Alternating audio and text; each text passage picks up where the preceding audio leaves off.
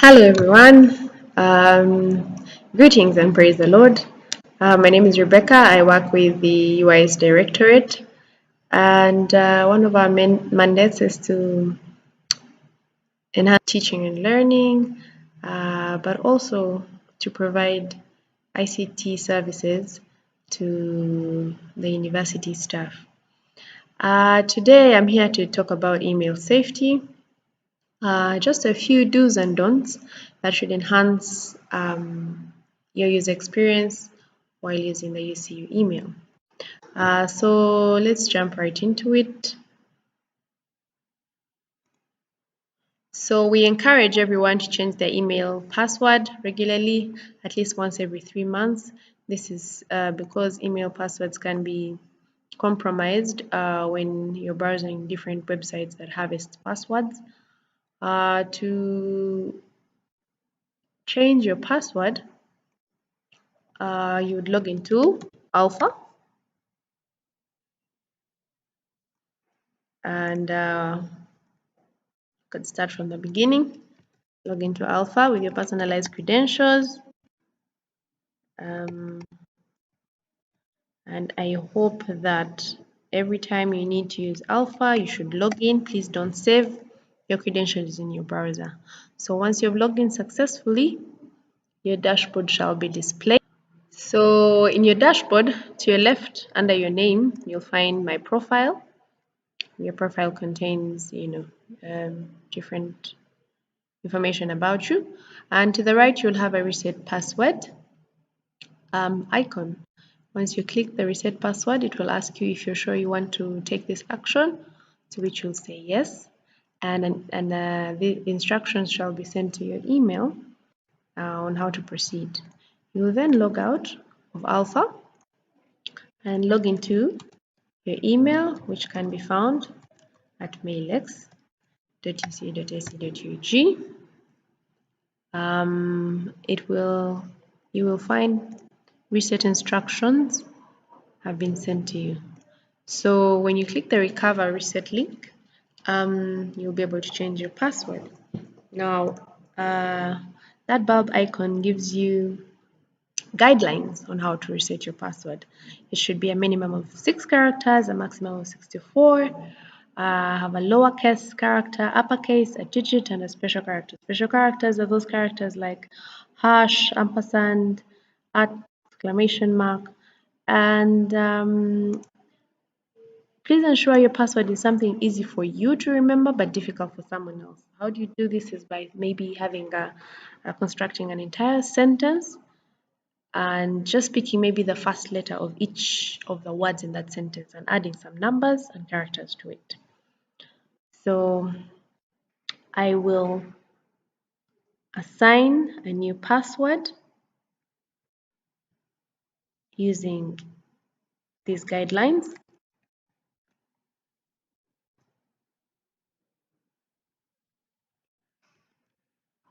Now, if you notice that the confirm password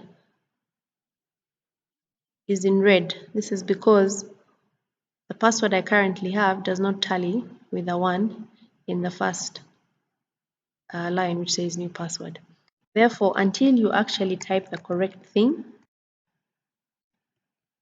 that word will not change to green. So once it's green and the passwords do match, you'll be able to reset your password. Once you've reset your password, you have to give it about a minute before it gets populated and you can use it again.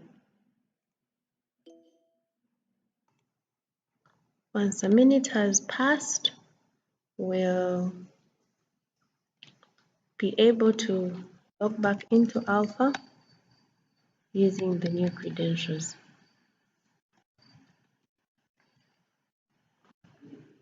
And that's how easy it is to change your password.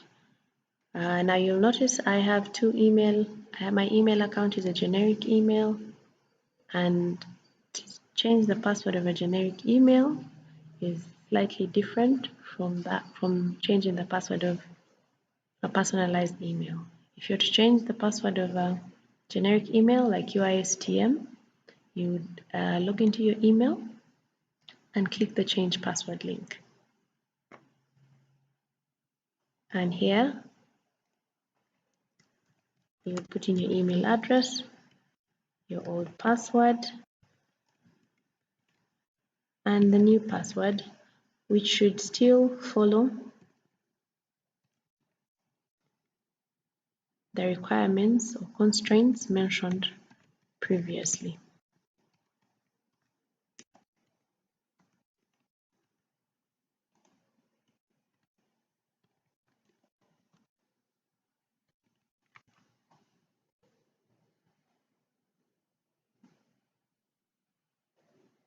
So once the new password and the confirmed password are the same, the password shall be changed, and it will also take about a minute to populate the new password before you can log in with it.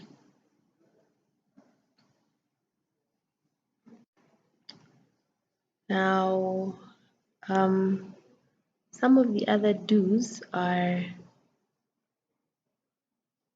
oh yes, so I was logged out of my own cloud because my password actually changed. So I need to use the new password to log back into OnCloud. The passwords we use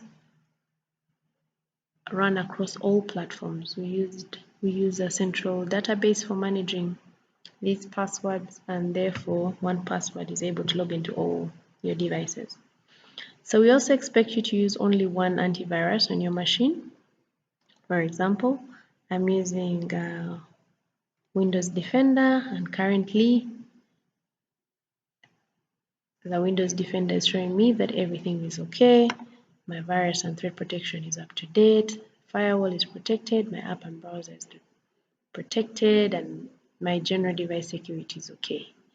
And so we advise you to use only one antivirus and not several, as this interferes with the performance of your computer. The other thing to do is also confirm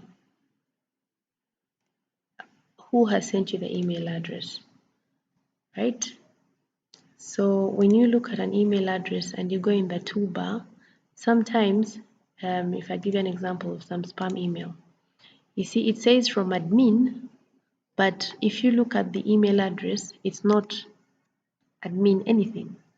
So this is how spammers usually like to hide their addresses. So when you find spam in your email address, you should right click and delete permanently. If you do find spam in your inbox, you would right click, mark as spam, and then when you go to the junk folder where the spam is housed, you would delete it permanently. If you have an email here that is not spam, but you would like to move into your inbox, you would right click, mark as not spam, and to move into your inbox. So those are some of the do's. Those are some of the do's for using email securely. Some of the don'ts are, as I mentioned before, don't use multiple antiviruses.